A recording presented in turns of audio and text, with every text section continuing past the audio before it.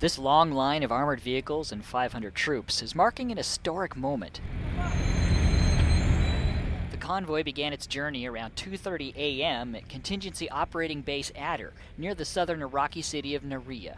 These are the last of over 20,000 truckloads of equipment that have left Iraq since September. There are over 100 military vehicles in this convoy, and it's been crossing this border for over 3 hours. When the last vehicle in this long line crosses that border, we will have met all requirements and removed all military service members from Iraq well before the December 31st deadline. Really, it highlights how we've honored our commitment to the Iraqi people and the American people by living up to all the terms of the 2008 security agreement. This convoy stretched out for miles and miles across the desert, but the roughly 500 troops were protected by a joint effort. 2 TACP airmen in this convoy maintained constant contact with Air Force aircraft, always hovering just a few minutes out. The one thing that's been great throughout the last 8.5 years is how we've really come together even much more strongly as a joint team than we had in the past. But our cooperation is absolutely critical to every step of the fight. It's just before 8 a.m. when the last vehicle safely crosses the border.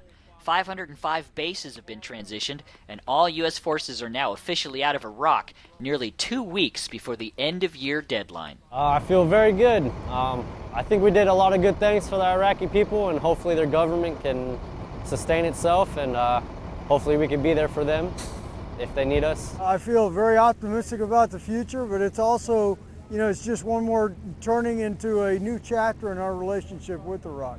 Air Force Master Sergeant Gene Taylor at the Khabari border crossing, Kuwait. These are the last airmen and soldiers flying out of Iraq. Many of them are working hard, even as their bags are loaded on the plane.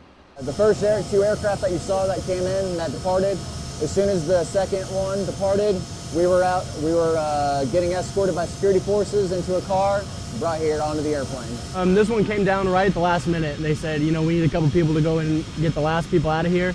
And so it's more of a volunteer thing that I wanted to help be a part of it. The planning for this day has been meticulous. An example is these 10K loaders.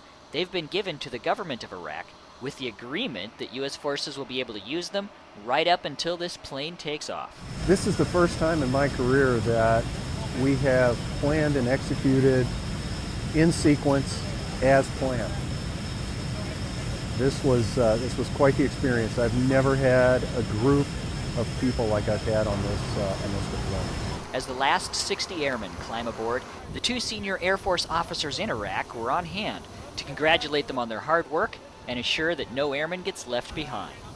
And now that they're going home, how do they feel? It feels pretty good. It's exciting. It's very exciting. Pretty good feeling. It's kind of a relief. So I'm definitely glad to help everybody else get out of here, one, and then get out of here for me too. There was a visible reminder every day that we were accomplishing our mission because you saw fewer and fewer people every day. It was just an amazing experience, I think, for all of us. Air Force Master Sergeant Gene Taylor, Ali Air Base, Iraq.